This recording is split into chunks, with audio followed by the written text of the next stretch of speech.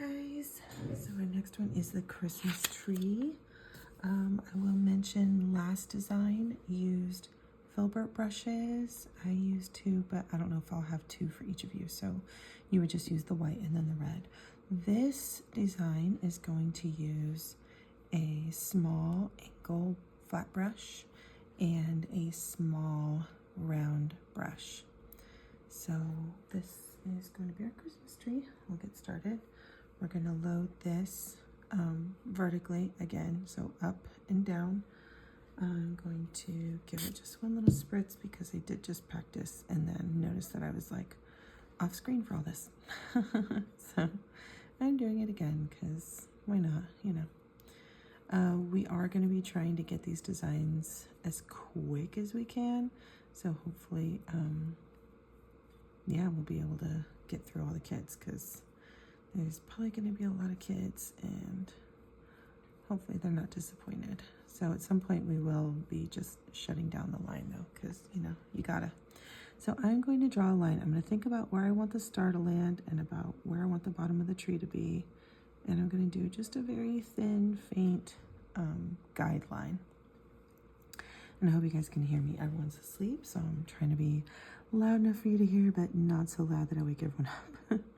So I'm going to kind of angle this because every layer is going to overlap, if that makes sense, once I go into it. So I'm going to kind of zigzag around, and then I don't want to do this right here. I want to kind of angle it a little bit more. So I'm kind of angling my brush a lot for this. And do this one here and right here. And if we've loaded our brush enough, should be able to get through it all to get to the top. So that is our Christmas tree base. You can make it a little thicker if you want. I know my tree looks a little skinny, but you can always, you know, kind of go in and make it thicker if you want. I'm not gonna mess with it though, because whatever. It's fine, especially if we have tons of kids in line. So while this is drying, while the green is drying, I can take my small round brush and rinse the other color I have a bit quick.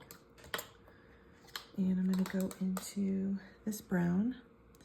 Now I don't know if I'm gonna have a red and a brown and a gold for everyone, which is what we're going to be using, but I do have one of the green split cakes for everyone. So we won't have to share these, but we might have to put these on a little tray and pass it back and forth. But we'll be in close quarters, and it's not that hard to share. We can just say, I need to do a treat, and someone's like, here you go. Teamwork makes the dream work.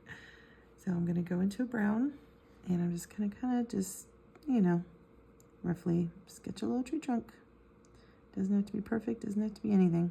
Just kind of, brown, there it is. You can do a thinner one, thicker one, whatever is your preference.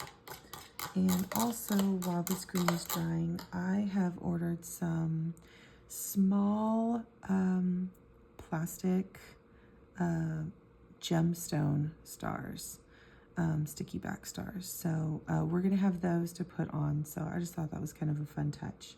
But so imagine that I just got a sticker and put that there. So now the green should be dry, especially if it's on skin. I'm gonna go into my red and my gold. So red first, do a little spritz, and load up some red, and just do a couple dots here and there. Maybe make that one a little thicker. Get my ornaments going. There you go. And rinse my brush. Sorry if that's a loud noise for you guys. And go into my gold. And likewise, just kind of pile them on. Ornaments. Not being too picky because we just kind of, kids are going to love it, so just do what we can as quick as we can, and that's all. So that's our tree. That would be completed, especially if our line is long. That thing would be done because, you know, it would have a star at the top. I'll go ahead and put one just because why not? But this will be a sticker on the day of. And then if you really want to add to the design, if we don't have a lot of kids and we're making good time, you can get a bit of a thicker round brush, like one like these, and you can do what's called some line work. And so I'll just load some white. And line work is basically press and lift, press and lift. So, or we call these teardrops. So you can press and lift. You can even get kind of fancy with it and do a little flare, press and lift, press and lift, press and lift, press and lift. And you can even do like a little swirl here, teardrop, teardrop, teardrop, teardrop, teardrop. So something fun like that.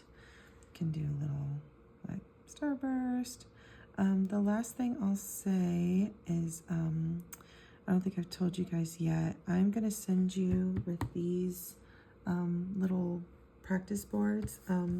They're gonna be the only ones I have, so I will need these back pretty please. You can just bring them on the day of the event. So I'll give you these on Sunday and you can bring them back the following Sunday, just because I want to keep them. But you can take these, I'll give you a couple papers and you just put the thing over it and you can practice at home. But I will say, there's also no substitute for practicing on your arm, because that's really going to help with paint consistency. So it's not too runny. And I'll also say, if you want to do, get like a little easel, or if you have a way to even just hold this as you're painting, it's really handy to paint like at the angle that you're going to be painting for the event. So, yeah, feel free to, you know, hold this up. I'll kind of practice like this, or if I'm doing my arm, I won't practice it down, I'll practice it up. Just because that really helps with my muscle memory, because yeah, that's more helpful than doing this way, because I'll kind of just have the tendency to hold my paintbrush like a pen, you know? But then when we get up there, it's like, oh, I'm vertical and having to use a guide pinky. So that's 2 cents I'll throw out. That's helpful. But yeah, that is our tree. It's super cute.